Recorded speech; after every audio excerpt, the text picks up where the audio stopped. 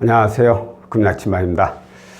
어제 제가 통대안을 해야 되는 아니면 하지 말아야 되는 그런 내용에 대해서 안내를 해드렸죠.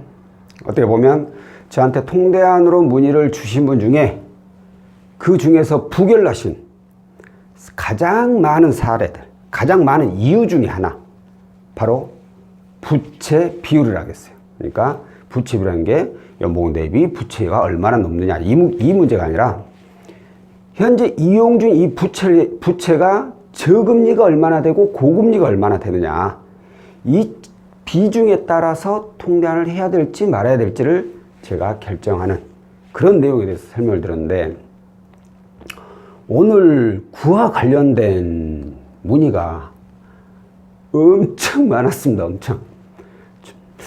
제가 제 영상이 좀 잘 팔렸나 봐요. 그런데 이 문의 중에 몇 분 정도라고 말씀드리기는 좀 그렇고, 차관 왜란다. 안 되면, 통대안이 안 되면 그럼 어떻게?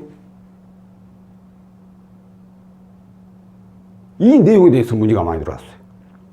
그죠? 그것도 맞는 얘기예요. 이런 분들은 하지 마세요 라고 했어요, 어제.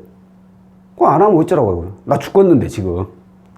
응? 내일 모레 곧 연차하게 생겼고 지금 생활 자체가 힘든데 어떻게 하라고. 거기에 대한 대안도 제시를 해야 되는 거 아니냐, 이런 식의 문의가 많이 들어왔어요. 그래서 오늘은 이렇게 어제 영상에서 그 후속작이라고 볼 수 있겠죠. 그렇다면은 저금리, 어제 그랬었죠. 소득 대비 저금리 비중이 약 100%, 약이라고 해야죠. 100% 딱 잘라버리면 또 100%만 딱 생각하고 계신 분이 계시니까, 약 100%인 경우 통대안이 안 된다고 했어요. 자, 그러면 내가 지금 현재 가지고 있는 채무 중에 저금리, 즉 10% 미만의 저금리가 내 연봉만큼 돼. 근데 문제가 고금리도 몇 건 해가지고 한 30, 40, 연봉이 한 30, 40% 이렇게 있어 또. 30, 40%나 막 5, 60%, 7, 80% 이렇게 있어. 다 파면 막 200% 가까이 돼. 이런 경우에 어떻게 해야 되느냐. 나 솔직히 저금리는 크게 문제 없는데 이 고금리들 때문에 나 죽겠다. 이걸 헤쳐나갈 수 있는 방법을 좀 제시를 해달라 해서 제가 오늘은 두 가지 방법을 알려드릴까 합니다. 물론 둘 다 적용이 안 되는 분도 있고 적용을 하고 싶어도 못 하시는 분들이 있어요. 다만 오늘 알려드린 내용은 적용이 되는 분이라면 반드시 이렇게 적용을 해서 현 상황을 헤쳐나가길 바란다는 의미로 말씀드린 겁니다. 첫 번째,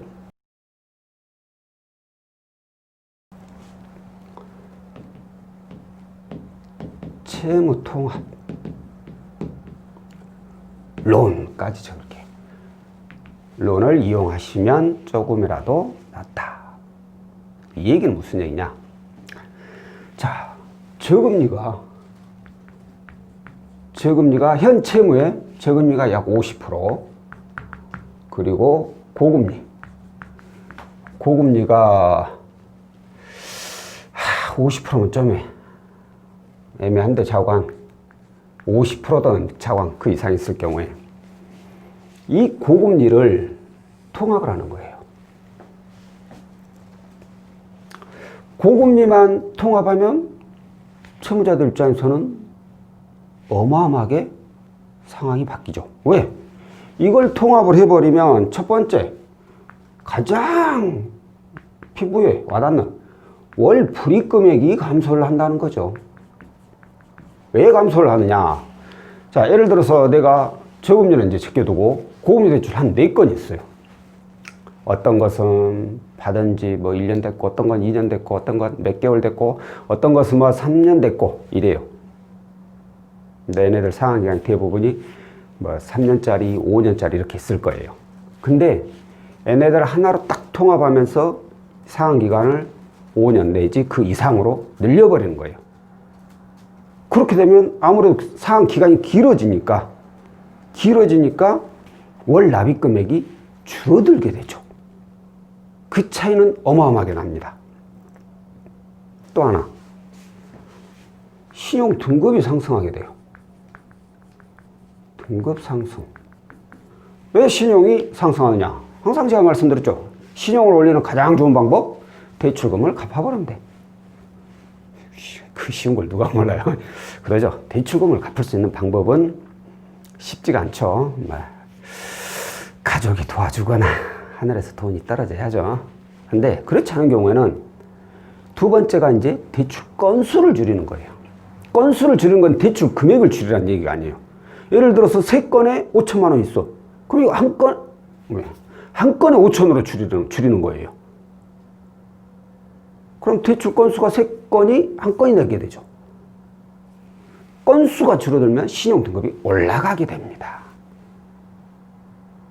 올라가서 뭐예요? 라고 하실 수 있는데 아무래도 등급이 올라가게 되면 나중에 금융거래 할 때 조금이라도 혜택을 보실 수가 있죠.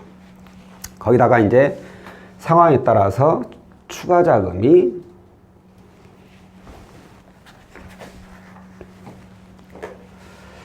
자금까지 이용하실 수가 있죠. 채무통합론이 가능하게 되면 대부분은 추가 자금이 어느 정도 발생이 다 됩니다. 그래서 당장 급한 불을 끌 수 있는 그런 상황을 만들 수가 있어요. 자, 여기에서 그러니까 이제 문제가 누구나 다 적용이 되면 얼마나 좋아요. 근데 쉽지가 않아요. 불가사유가 라이스 6 올 크레딧 7등급 이내에 들어와야 됩니다.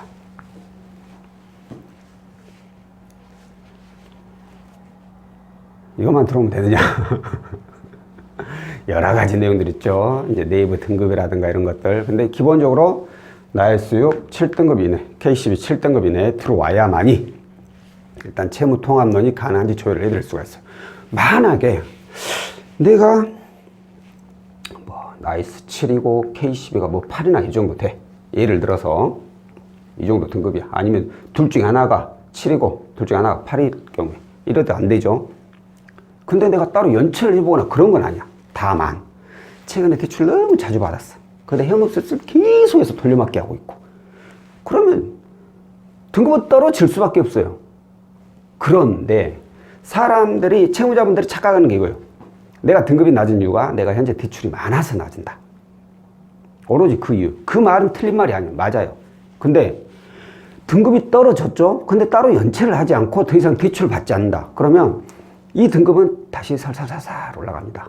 속도가 늦어서 그렇지 천천히 다시 잘 연체 없이 상환하면 또 올라가게 되어 있어요. 이렇게 등급이 올라갈 때까지 기다리란 얘기죠. 그리고 현금 서비스 자주 이용하시는 분들, 이분들은 안 돼요. 현재 이 등급이라면 당장 이 채무통합론을 조회를 해볼 수 있지만 이 둘 중에 하나의 등급에 속한다 그러면 현금 서비스를 계속해서 돌려막기 하잖아요. 그럼 등급이 안 올라가요. 왜? 매달 신규 대출이 발생돼. 이 현금 서비스가. 올라가고 싶어도 현금 서비스 받아보니까 다시. 올라가고 싶어도 다시. 이런 거예요. 올라갈 수가 없는 거예요.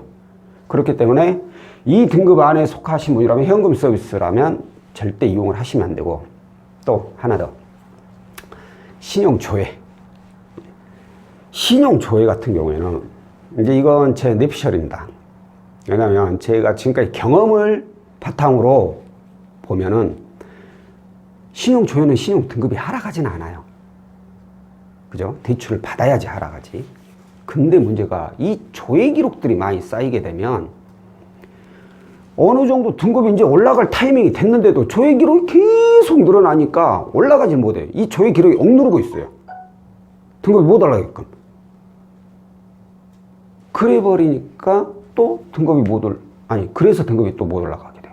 그래서 제가 봤을 때는 일단 현금 서비스 무조건 이용을 안 해야 되고, 그리고 조회 절대 하지 마시고, 당연히 뭐 신규대출 이런 것도 받으시면 안 되죠. 신규대출 발생하면 무조건 등급도 하락하게 되니까 이 부분들을 지켜주신다면 채무통합론을 조회할 수 있는 등급까지는 올라갈 수 있게 됩니다. 그렇게 해서 채무통합론을 해서 일단 월 불이익금액을 줄여놓는다면 아무래도 내가 생활하는데 부담이 조금은 덜하게 되죠.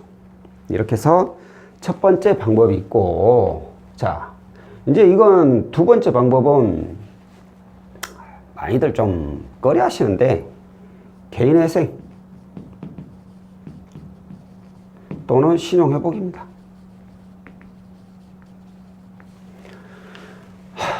연봉이 5천이야. 저금리 대출이 5천 있어. 고금리 대출이 한 7, 8천 있어. 연봉 200%가 훨씬 넘죠.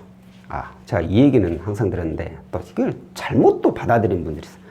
제가 영상에 공무원이라고 하더라도 연봉의 250% 이상의 부채를 가지고 있다면, 소득의 250% 이상의 부채를 가지고 있다면 이걸 나 혼자 갚아야 되는 조건 하에 이런 분들은 평생 못 갚는다고 했어요. 제가. 근데 이 250%를 공무원이라고 하더라도 했어요. 그러면 공무원은 240%, 그 밑에라면 어느 정도 가능성을 찾아볼 수는 있다는 얘기가 돼요. 근데 공무원이 아닌 일반 법인, 개인 사업자 이런 분들은 250% 택도 없어요. 특히나 고금리 비중이 더 높으신 분들, 저금리 별로 없고 이것저것 할 수가 없는 분들, 채무, 통합, 통대한 적용할 게 없어. 진짜 너무 부채가 많아. 이런 분들은 솔직히 두 손 두 발 다 들어야 돼요. 어쩔 수 없어. 자, 이걸 한번 생각을 해보시게요. 대출 건수가 내가 한 대여섯 건데요. 부채가 너무 많아. 솔직히 내 월급 가지고 이거 다 갖고 나면 나 생활비 거의 없어요. 진짜 쫄쫄 굶으면, 아니면 투잡 뛰고 있고. 그런 분들 많아요. 진짜 부채 많아도 투잡 뛴 분들. 대단하신 분들이에요. 제가 봤을 때. 그렇게 이래가지고 또 갚아 나가시는 것이 존경스럽죠. 진짜. 근데 자, 예를 들어서 대출이 내가 건수가 엄청 많아가지고 내 월급 대부분이 다 이 채무 갚는 데 나가요. 생활비 조금 남아. 진짜 죽지 않을 만큼만 남아.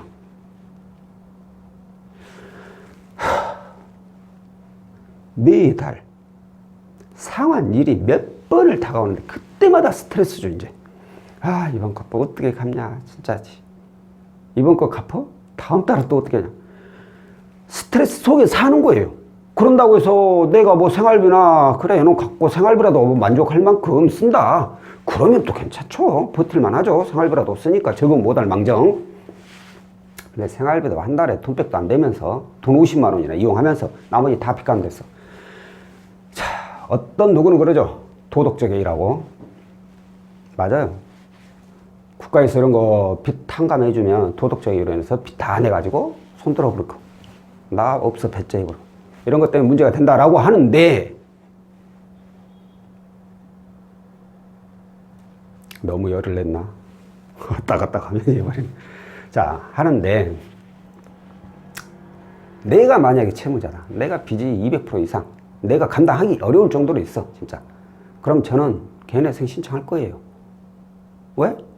일단 첫 번째, 기본적으로 나 혼자라고 하더라도 1인 최저 생계비는 안 가져가요.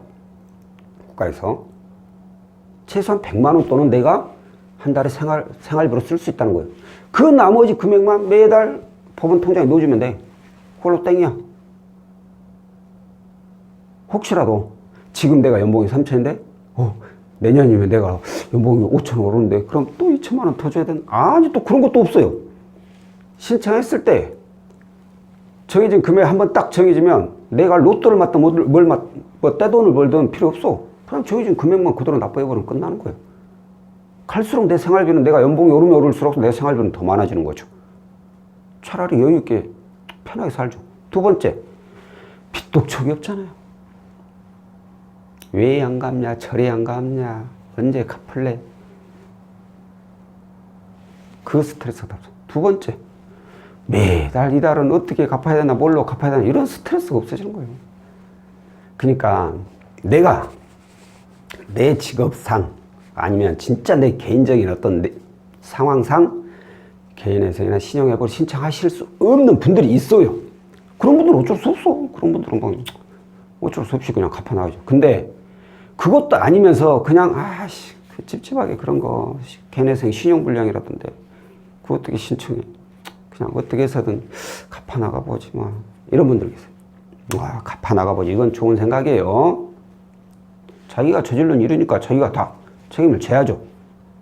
그런데 그게 아니라면